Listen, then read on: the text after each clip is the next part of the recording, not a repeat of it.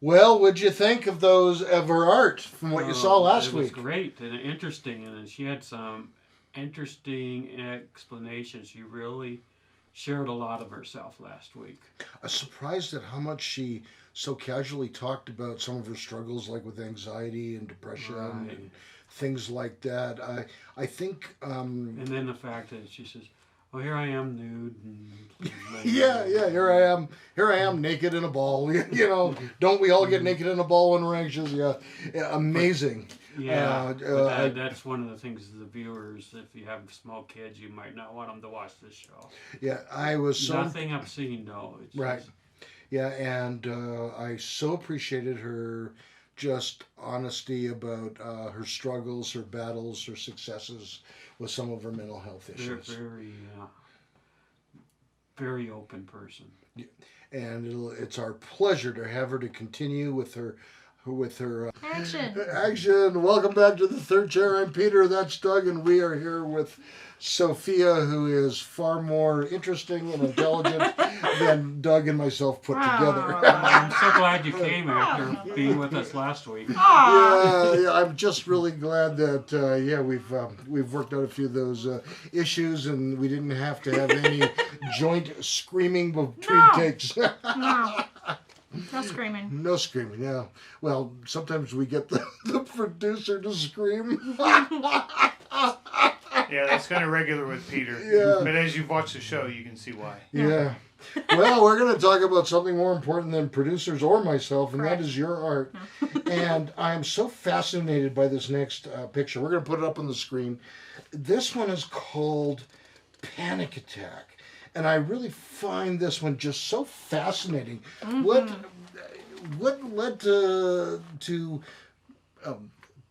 sending a message about a panic attack with that kind of form? It sort of reminds me of like a child being in the womb. I don't know if that was fetal position. Was that intention? It was. So obviously I'm oriented and it's painted in a very abstract way, but it is based off of literally a very common position I've taken and a lot of people have taken when you have a severe panic attack, which is just straight fetal position, curling up. So I've been there before. I've been in that position before, having a panic attack, and so that's the core of that. Oh, wow. And obviously I was talking about my mental health journey, and so anxiety is a large part of that. Does that make you feel better when you're having a panic attack, or is it just... So... What does that position do? I would say it's just like an uncontrollable response. First of all, it's like I need to cut out what's going on, or what's going on around me. I need to like go into myself and cut out light, cut out whatever's going on. So it's also that, a lot of people do that. It's very instinctual because you're going back to like something comfortable and familiar. And and then I've taken a swerve on it and flipped myself upside down and made it more abstract. And so like you kind of like it's I very specifically tucked my head in when I was doing the photo, the position, so that you wouldn't see my face. So it's easy to identify for yourself, like being in that mood or that position. That's the intent, at least. And then I also did like this effect where I painted it to kind of look like I was shaking, and that was part of it as well. So now, last episode you said that you didn't tell your parents till you were 18 years old. Mm-hmm. Did you have panic attacks before then? I did. I've had panic attacks for a long time, and panic attack is a pretty specific term. I would say like anxiety attacks in general, because they can look like so many different things, like, and they're not always so severe that I'm like uncontrollably in the fetal position on the floor. Do you know what was happening to your body? I did actually. Since I was like 14, I was pretty aware of what was going on, and I was just afraid to come out with it. It was really stigmatized, and also I'm the first child and the only girl in my family, so everything that's happened to me or that I've done or that is all a first for everybody.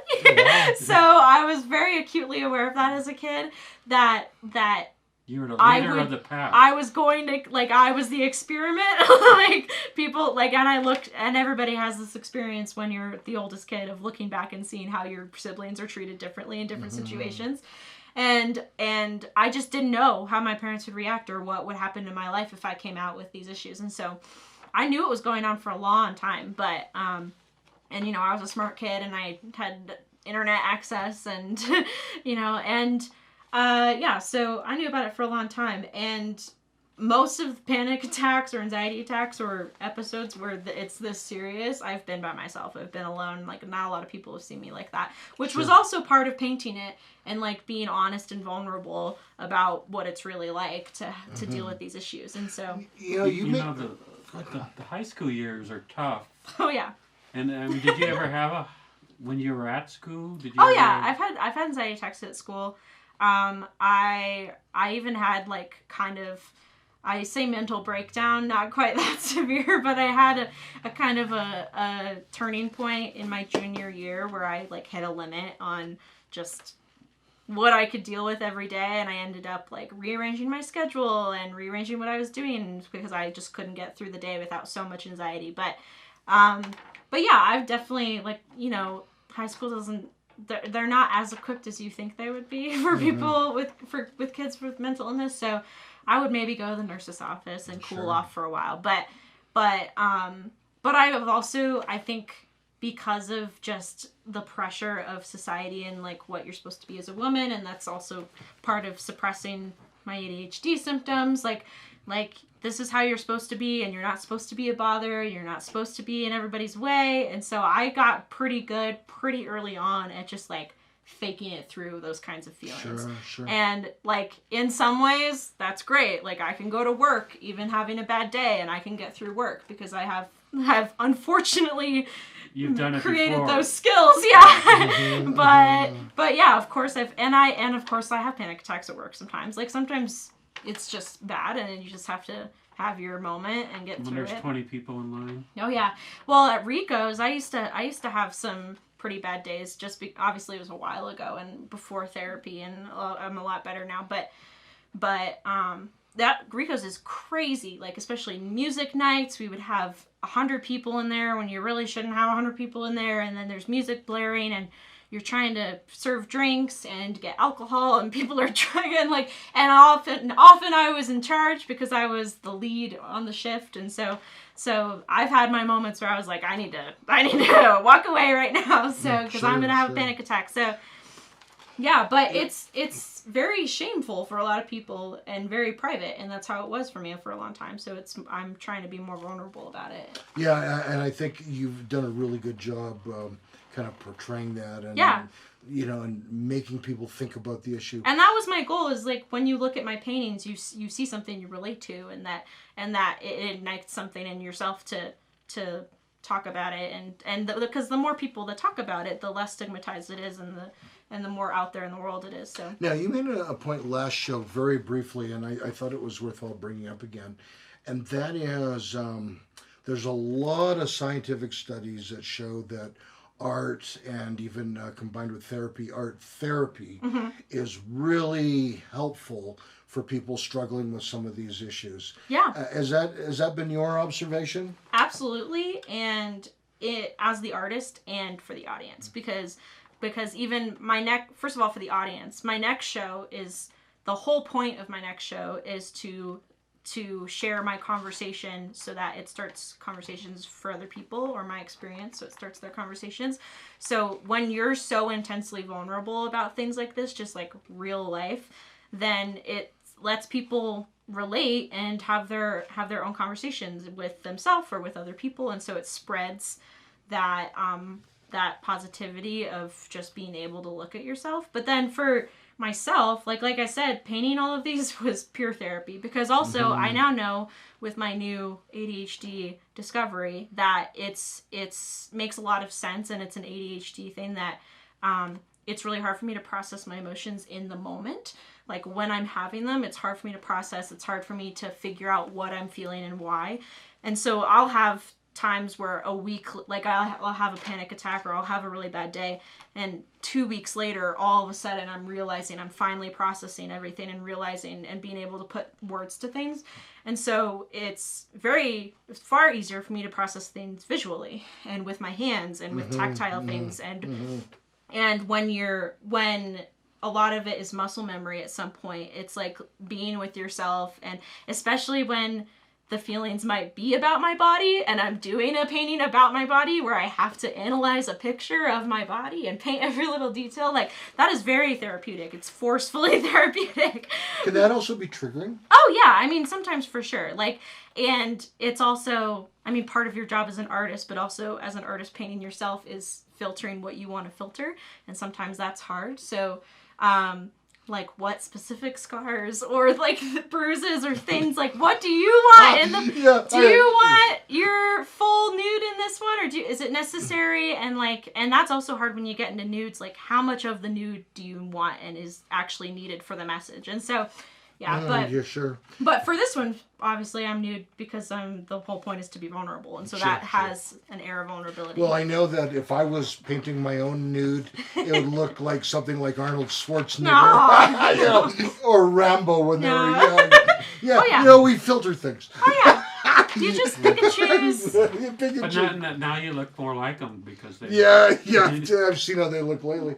Yeah. We'll discuss this more after our break. Yeah.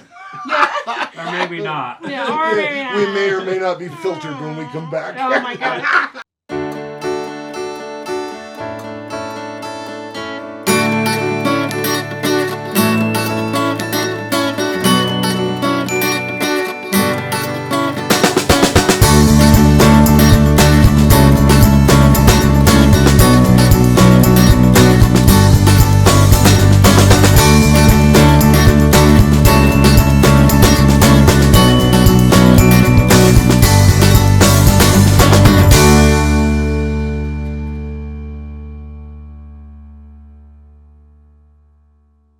Welcome back to the third chair. I'm Peter, that's Doug, and we're here with Sophia Hanna. She's back, better than ever. Yeah. And we're going through some of her artwork, her more recent artwork, since the Euro 2021, that sort of thing. Yeah. And we're now putting up on the screen. That was a long time ago, yeah. Long time ago. Yeah, number 5 called Shell. Yeah. This is fascinating. I feel like that's like a painted egg and you're like the shell is cracking. Is that? That is very close to the idea. That's close to the idea? Yeah, I mean, I love that you tacked onto the word shell and caught that, because a lot of people don't see the skull at first. And so they think it's just like a crack, like it's or like a gap cut down the middle, but it's supposed to be like my outer shell is peeling off. And so this one's really cool. This one's big. It's 30 inches. 30 inches. And it's a custom shape. So all of these that are round are actually round in real life. Like you guys have seen them in person. But so I custom make my panels. And then this one has a cutout as well. So it has an additional like little round cutout. And I love this one. It's super dynamic. I think it's only like the second painting I did for this show. What was the inspiration for that?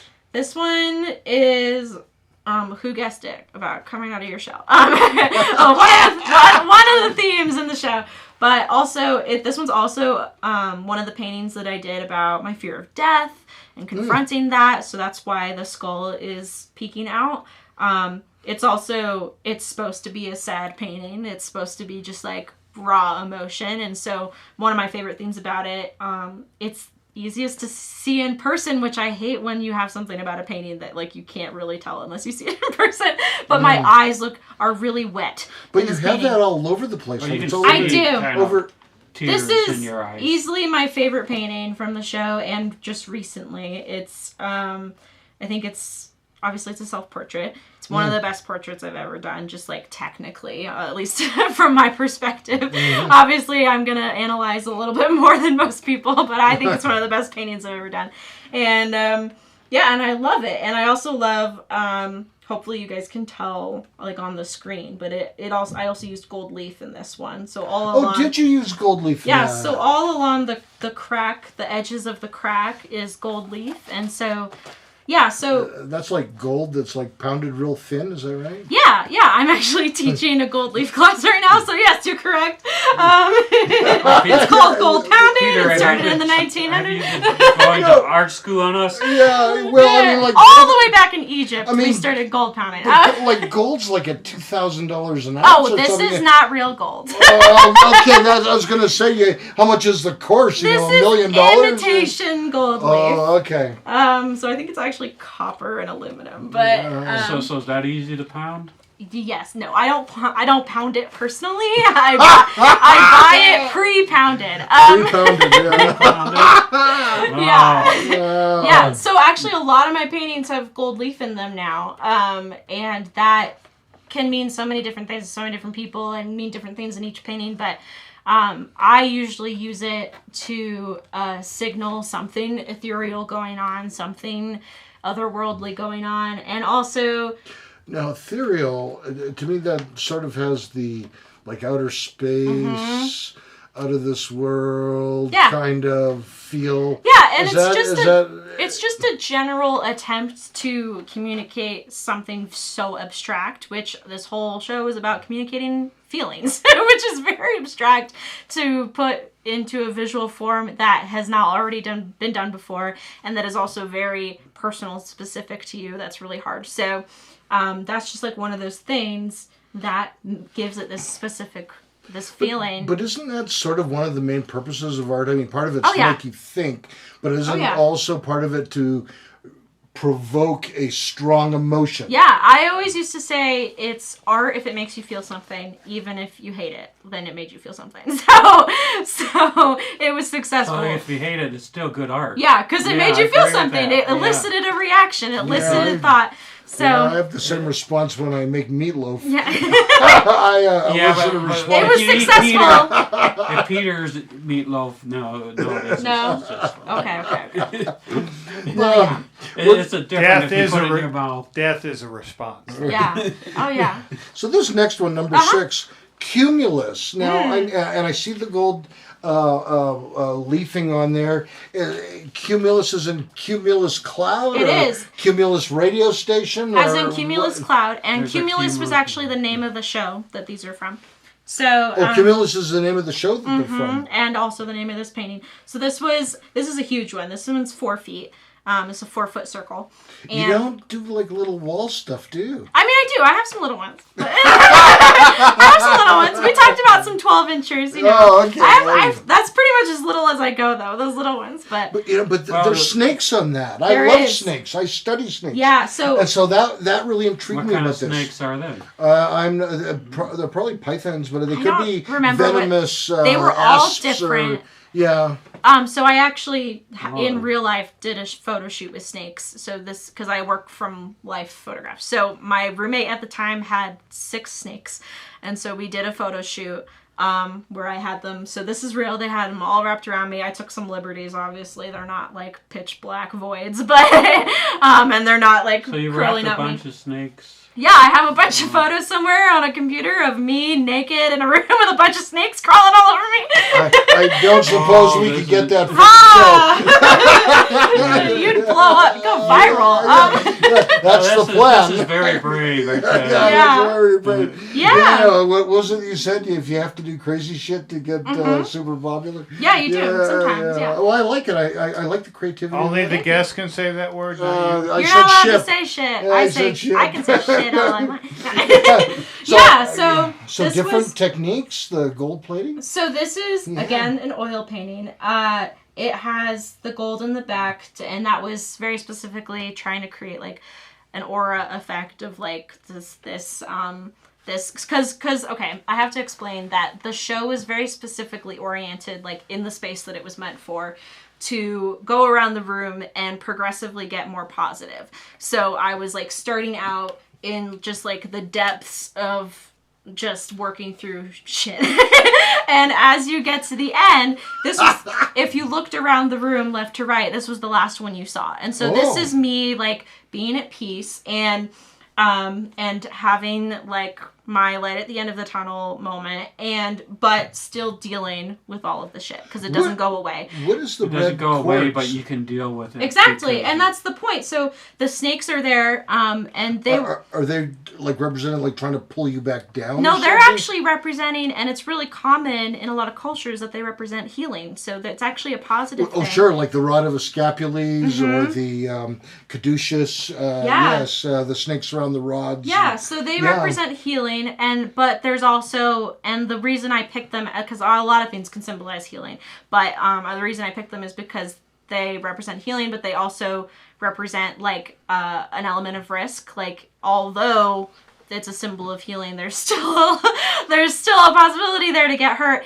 And then I also used to be really afraid of snakes, and so a lot of this show is about facing fears, and like I said, I had a lot of themes. I guess having 6 snakes crawling on you. Yeah, and I actually had a blast. It was super fun. They were super chill. Wasn't scared at all. I have a lizard They now. definitely were not venomous snakes. No, they were not venomous snakes, Yeah. and they were house pets. Like, so they're not crazy. But yeah, and even like back to the one where I'm in water, that one was about, I can't swim. I actually never learned to swim. And so I have a little bit of a fear of water as a result of that, and like bodies of water, and like some traumatic experiences I had being in bodies of water, not being able to swim. And so a few of the paintings were about facing fears. So that tied in. And then the cords, that's actually red ribbon, or it's easier to tell in person because of the shape of the cords, but it's supposed to be red ribbon. And I used red, that specific red color, and the red ribbon as a symbol throughout the show and in different pieces to represent my chronic pain.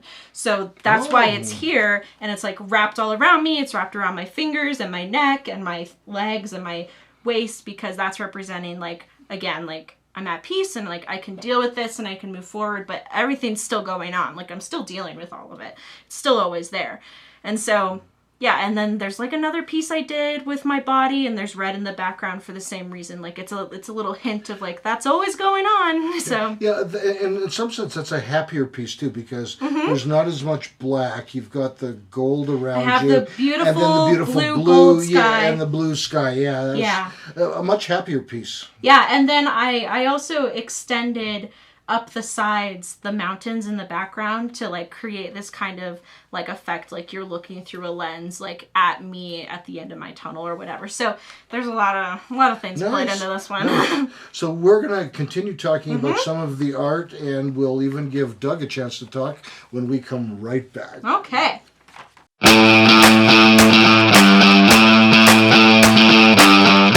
Hi, Peter and Doug here from The Third Chair. We're looking for a win-win situation. We want to keep these videos put up on a weekly basis, and we want to help you succeed with your business adventure. And we've brought up as a show a lot of important issues that people are interested in, and we brought up a lot of local actors and artists and bringing them forward, which helps them as well as our audience members in finding some of these things. So there is an email on the screen. Send us a note if you're interested in knowing about some of our sponsorship packages.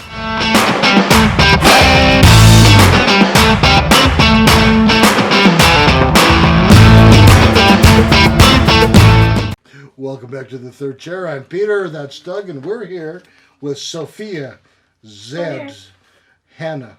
Yeah. Zane. Yeah, I said no. Zed. Yes, Zed is how the British pronounce the letter Z. Oh yeah. And I'm from Canada, so I learned it Zed. Yeah. I had to. Zane, And he can't spell words for some reason. and Zane means 10 in German. Oh yeah, I didn't know that. Wow, yeah. You see, we are a fountain of wisdom. You guys just Geez, no. That's called a fountain of useless trivia. yeah. Well, I think it's important to know what your name means in German. Yeah. Right? Oh, true. Yeah, sure, yeah. Yeah, the only German word I know is like 9, and from Hogan's Heroes. Nine. Jawohl, Herr Kommandant. Oh, the Jawohl is Yeah, was I mean like yes or I yes agree. sir or something like that. Yeah. You know, well, I agree. talking about something far more important than my understanding of Hogan's Heroes is Do Sophia's you even art. know what Hogan's Nope. Heroes is? You don't know Hogan's Heroes? Nope. Oh, you got to Google that and watch it. Hysterical slapstick humor. Okay. But anyways, you'd mentioned a picture that was talking about water, and I didn't know if this was the one you're referring to or a different one. This one's called Test the Water, number 7. It's not what I was talking about, but we can still talk about it. But it has word water in Yeah, It it. does have the word word water. water in the title, Yeah. and even though there's no water in the painting. Yeah, there's no water in the paint, Um, but your hands are like dipping into a pool. Kind of. Well, Kind it's a mirror. It's a mirror. Yeah, so it's a Oh, so is that a reflection it's of a each other? reflection. Yeah. Oh, wow, I didn't see that. Yeah. Yeah. It's kind of hard to tell in this, like, it's been through a camera and then through another thing. Yeah, but yeah. Well, that and I'm not that bright, so. no, but it is a Wow, reflection. I'm writing that But one it's down. it's also purposefully a little bit disjointed because I made sure that the two hands, like the hand and the reflection, are a little bit of a different color palette. So so it's like it's appearing differently in the mirror than in real life. And so yeah, so that's on purpose. So what a message or feel or vibe were you going for with that one? This is a little bit, like I said, like a lot of the theme of the show was about fear and different forms of fear that it takes for me and different things I'm scared of and that I'm dealing with. But this one is kind of just about that in general, like the fear of taking a step or the fear of confronting something and knowing that you're taking a leap across a canyon and you hope you get to the other side. But so this is about like testing the water. Like I'm kind of like not sure about it and I'm just gonna dip my toes in, but this is how I chose to represent it. And then I have some constellations in the back. I was wondering, is it stars? Yeah, so the reflection has stars in it, and then it has some constellations, which I have yet to reveal the meaning of because they're personal to me. But You'll reveal it next year when you come back on another episode. And what's Yeah. the red? so the red in the background is a theme throughout the show where this very specific color of red, which I'm a bad artist and I don't remember which red it was, but it was just a while.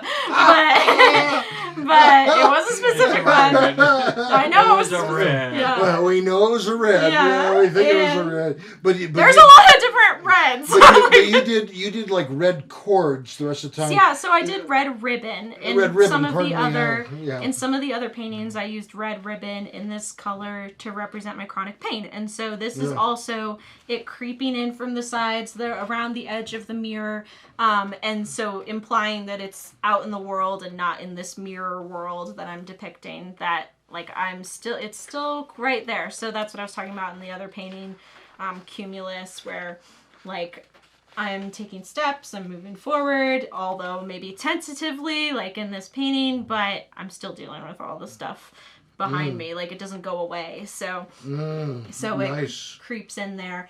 Yeah, but this is a fun painting. Sure. I'm going to show you this one here. This is a picture of you Yeah. working on Panic Attack. Yeah. And I wanted to show that, I think, what do we label that? Number 8. Number 8. Because we had talked on the break about you wearing Gloves. gloves when you're oil painting I wear because gloves. of possible toxicity from the oil Yeah, paints. I formally recommend everybody wears gloves while they oil paint. Not to say I'm perfect. I definitely don't sometimes. But I relatively learned how to oil paint pretty recently, in 2017, I think. 2017? Yeah. So what is that, 5 years ago? Yeah. Yes. Yes, math. Yeah, so only like 5 or 6 years ago, I actually learned to oil paint. So relatively new to the medium, especially compared to people who've been doing it for decades and decades. And some people who've been doing it for decades and decades don't wear gloves. And I recommend you wear gloves because paint seeps into your skin, absorbs into your body. And there's a lot of toxic materials in oil paint, especially, and not even necessarily in the paint, because like there's of course like all oil paint originally came from just like raw materials, obviously. But a lot of, like, historically how it was made was with heavy metals. And so you can get, like, cadmium red, for example. That has cadmium in it. It's really toxic. You can get dupes of that where it's called the cadmium red hue, which means that it's the color of cadmium red but doesn't have cadmium in it. Nice. But you'll still end up using those dangerous paints. And then even if you aren't, you're going to end up using really harmful solvents like mineral spirits, or the oils that go along with it are not really as harmful, but it depends on where they're coming from. So is there any way to totally avoid it, or are you pretty much, if you want to do this, you're going to have... I expect to deal with some issues down the line. Like, although you can do so many things to make sure you're being safe. Like, you need proper ventilation when you're oil painting so that the fumes aren't bottling up in your space. Like, so even at Cottonwood, I don't have windows in my studio, but I specifically have 2 doors so that I can ventilate my space. And then I wear gloves. It's also easier to wear gloves, like painting, because it's easier to not have to get it on your hands and be wiping your hands all the time. It's a lot easier to just take off a glove and put on a new one. And it also presents its unique challenges to learn how to paint with a glove on, but it's natural to me now. So I have a question about the fumes issue. I mean, many people I know, myself, I have asthma. Mm-hmm. Do you find that with the oil paint and the fumes, have you had like friends that have had like a lung trouble that just can't do oil because of that? I do know someone at Cottonwood who's been pregnant for the past 9 months, and so she has to use a mask when she's oil painting, and gloves. And you can take the steps to be as non-toxic as possible. Like, the stuff exists. You can get instead of getting the paint thinner as like a really harmful, that's especially going to have fumes unless you get it odorless, but it still can have fumes. You can get terpenoid, which is a completely toxin-free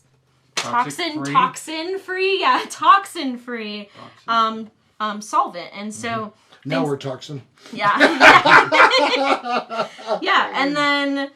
And then I've never personally I would maybe get like a headache and feel like, oh crap, I haven't really been ventilating this room. Like, no windows are open. Or I used to paint in a basement and it's really hard to ventilate a basement. So the most effect I would ever actually feel was maybe I might be a little dizzy, might get a headache, and then I'm just like, I'm gonna take a break.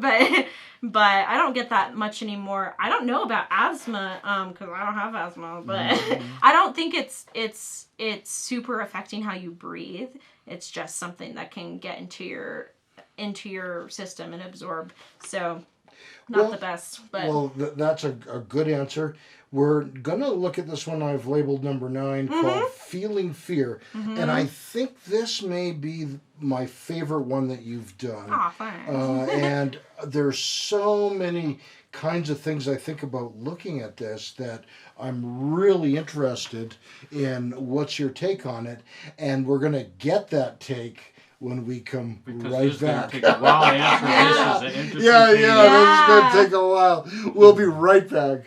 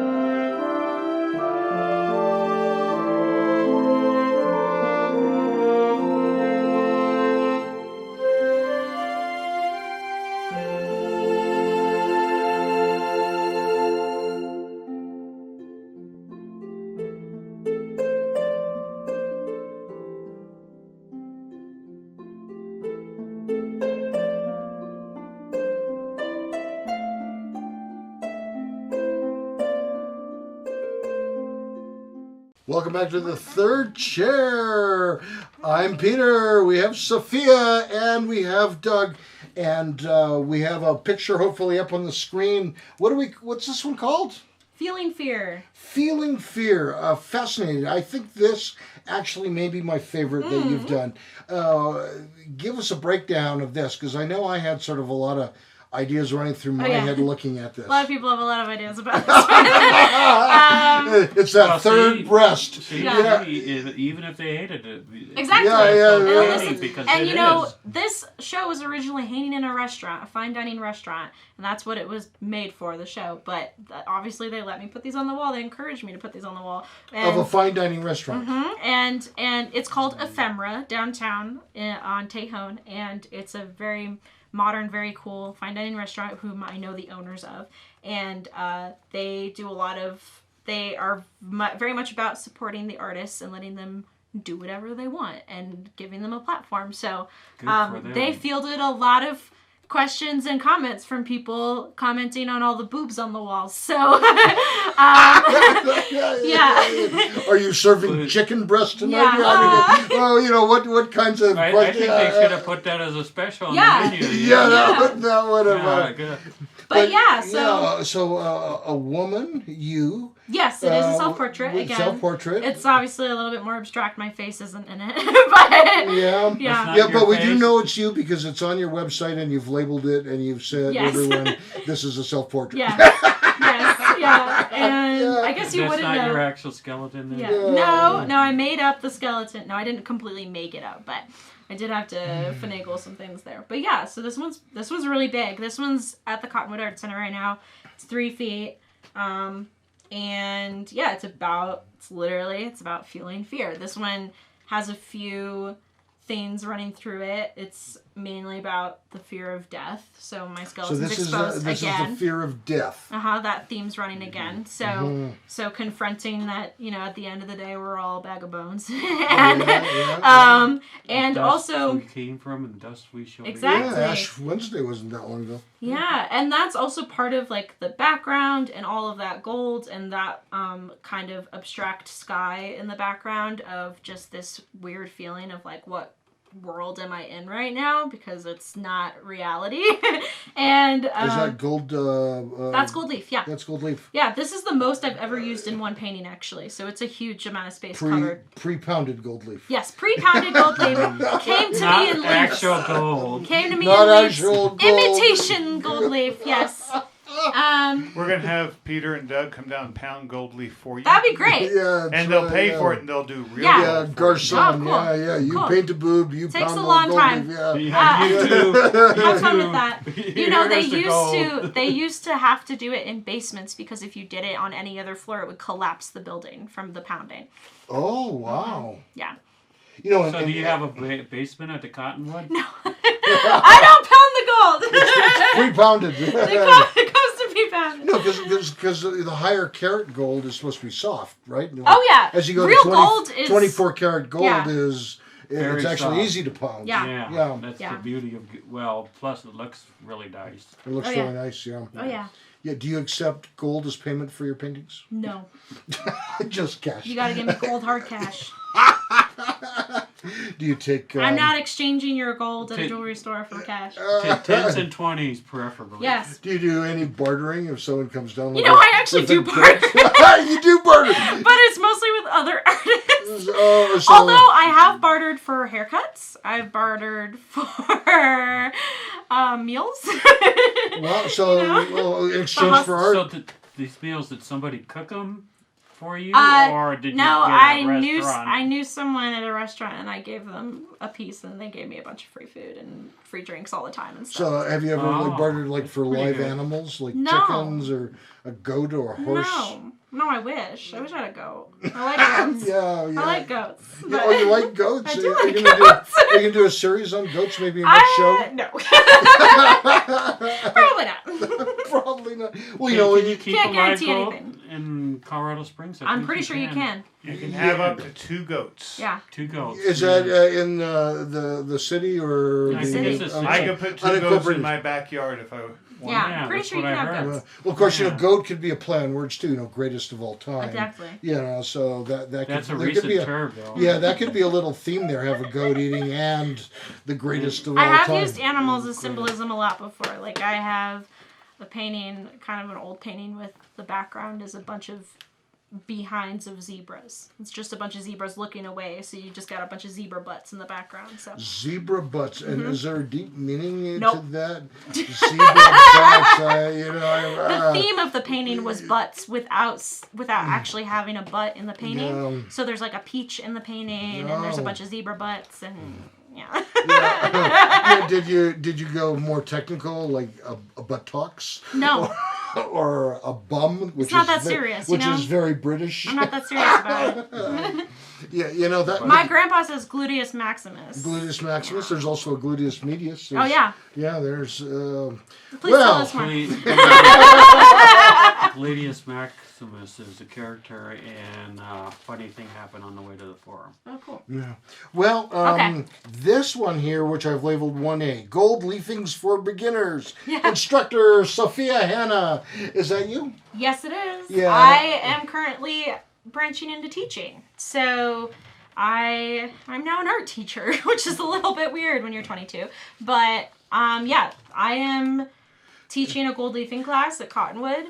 But you've been doing art like since you're 12. Yeah, and so, I have- Yeah, you'd be like a 32-year-old teacher. Kind you know, of. Yeah. Yeah, I have a how- surprising amount of qualification for So being... you're teaching this class right now? Yeah, so I actually... So how old are your students on average? My students are far older than me. My last class I just had 2 students. We had a little bit of a little class, and I think they were over 60, 70. So Cool. yeah, so I'm teaching a gold leafing So class it's right never now. too This late. this one's number 1B, and you make a statement on there. This class is suited For anyone, any skill level, in any medium. And that looks like a very complicated kind of. It's not. This is a collage piece. It's a collage piece. So this is a piece my student did. In my class, we have the first day is about the history of gold leafing and how it came to be. And then the second class, you learn how to gold leaf, like the actual process of applying the adhesive and applying the leaf and burnishing and sealing and all of the different techniques and ways you can use it with tape and with a paintbrush and like all of this stuff. And then the third day we do projects. So we apply it to actually making a piece. And both of my last class, which is where this is from, I had 2 students, and one of them was doing this more of a hobby, and they were just like coming to classes just to kind of play around and experiment. So they did more collage pieces, and then the other student works in a lot of paper, like actually like paper sculpting, like origami and creating boxes and like these beautiful paper crafts. And so we worked a lot with paper. So this was a collage piece that one of them did. Would that be considered analog collage then? Because you're you're using other physical mediums that you're adding to it? Yeah, I guess. Yeah, like see, that's what I learned from we're Aaliyah. getting good job. Good job. Yeah, we're getting more into like a mixed media moment. So yeah, so in this one she did a gold ground, which is one of the techniques that we learn, which is where you use it as the background, just straight gold leaf as the background. And actually Annie Piper at Cottonwood does a lot of paintings like that with the gold leaf in the background. But yeah, so this is one of the things you can do. Learn to do if you take my class. This is This another actually looks pretty good. another example of that. This one's labeled number 2. Again, the gold leafing background. Yeah, and I love this one because a few different techniques are going on, which I really loved when my student did this because, first of all, she really embraced in the gold background having the crackly, uneven texture, which is one of my favorite things with gold leaf, is purposefully using it wrong, which is not creating like the smooth, perfect ground where it looks like you painted it on. This is more crackly and imperfect, and that's like one of my favorite things. I just thought maybe she got the end of the roll of No, this is gold that. leaf. And gold leaf's very hard to work with. So if you embrace the imperfections and the ways that it can just like go off the rails unexpectedly, then you're gonna have a more successful I like piece. the way, I like that too. Yeah, and then she also really interestingly did a cool thing where she purposefully pleated the gold leaf so it looked like fabric, like the way that she laid wow. it down, because that's actually 3D.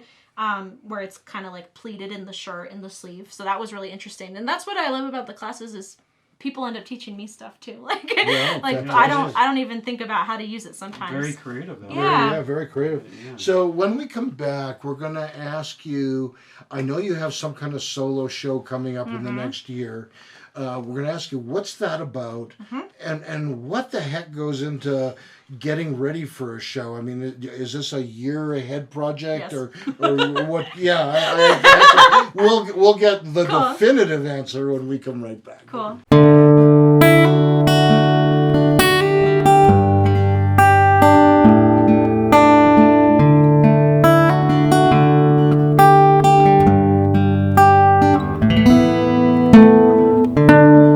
Hi, I'm Peter from Pikes Peak Recovery Coaching, and as you know, I do help people with drug and alcohol recovery issues. I love to help people get better, but I also offer a variety of other services, including regular life coaching services. I've helped several people write and finish a book. I've helped a doctor that was in medical school graduate and then get into a residency. And I also actually have quite a background in mathematics, and I do some math tutoring for the GED as well as the ASVAB for those that are thinking about a career in the military. So my contact information is on the screen. Please send me an email or a text, and we can talk about some of these services and how I can help. That's Peter Grigg at Pikes Peak Recovery Coaching.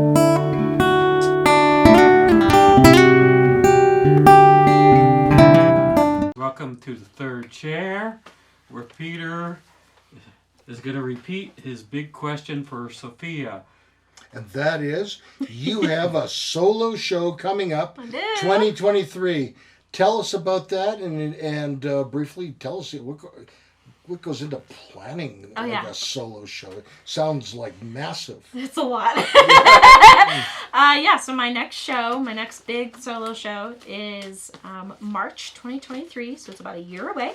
And it is huge. It's going to be the biggest show I've ever done. It's going to have over 50 pieces. And 50 pieces? Mm-hmm. That's one a week. Mm-hmm. Tell me about it. Not to panic you, I'm sorry. It's a lot of pieces. There's a large portion of, I don't want to give too much away, but because I'll be revealing more and more as the year goes on. But there's a pretty large portion of the show that's a lot of small pieces all put together. So that's where over 50 comes from. But there's a lot of pieces in the show. There's going to be a huge installation element, so I'm also doing basically a huge sculpture to go with it. And the whole idea is it's going to be an immersive experience. And I dipped my toe into that with the last show at Ephemera because I curated the entire space and I made sculptures for the ceiling. I had clouds hanging down and in that show, and I had all of these little details planned out so that it was an immersive experience. And then we also had the dinner.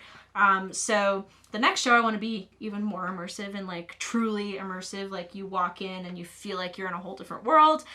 And it's going to be all about, it's continuing some themes that I've been working on recently, but specifically body dysmorphia is what I'm going to be talking about in this show. And everyone, specifically my experience living in my body, dealing with my body, having to come to terms with my body, loving my body, how I see my body and view my body through the lens of all of these mental illnesses that I'm dealing with. So that's what it's going to be about. And the whole idea, hopefully, is that when you walk into that room, my experience hits you in the face. You're immersed and absorbed into my world, and that prompts you to ask your own questions and talk about it in your own life. And me being so vulnerable is hopefully going to help other people open up about their own experiences with their body, and that's kind of the point.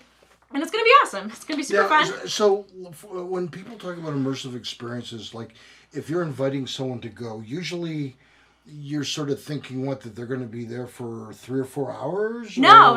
Minutes. Like, not immersive in the sense of like, this is going to happen and this is going to happen. It's more about what the space is going to feel like. So so for like the installation element, I'm making a giant rug, basically. This like very abstract shaped and feeling and colors and all of this stuff. I'm making a rug from scratch. And so, and it's going to be all over the floor so that you're forced to walk on it. You're forced to experience the art and be in it. And then I'm going to have very large pieces and lots of pieces all over the walls. And I might have stuff coming from the ceiling. So that's what I mean by immersive. Okay. And then that gives you a peek into the second part of the question is what is it like to plan one of these things? A lot. It's hard. It takes a long time. Do you do most of it yourself, or do you most of it myself? Not that I'm a one-man show. I have a lot of help, but mostly myself. Like, obviously I do all the painting, and I will most likely, like, there's some things I can get help with, like making a rug, for example. That's pretty easy to involve other people with. Like, it's not so precise as like detailed oil painting. I can't really give someone a paintbrush to help me. But and then, for example, my dad's a remodeler. He makes all of my panels to paint on. He's probably gonna help me with the installation elements. My mom will sometimes help me with like detail stuff. Although this is going to be my first time. So my show is at the Kreuzer Gallery downtown, run by Abby Kreuzer. And in March 2023. Gotta say that again. Yeah. Say it. And this is my first, this is like the biggest show I'm going to have also in terms of what space it's in, because I've curated all my own shows. Like, I've been there hanging the pieces, putting all the title cards up, putting my information on the wall. At the last show, I was even like, this is how we want the room arranged, and I'm coming and I'm installing the sculptures, and I had a hand in every single moment. And this is the first time that I'm going to just be dropping off the pieces and walking away. Well, that's good. Yeah, that's it's good. Because that'll also be a step for you trusting other people in the process. Oh yeah, and it's important. Yeah. Like, it's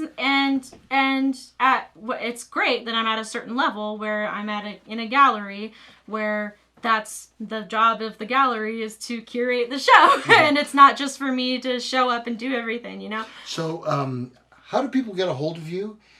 Find out about your work. Yeah. Maybe they want to buy something. What's the best way? Yes, they do. Everybody wants to buy something. Okay, my name is Sophia Hanna. I'm pretty easily found. My website is a great resource. It has all my contact and links and stuff on it. It's sophiazhanna.com.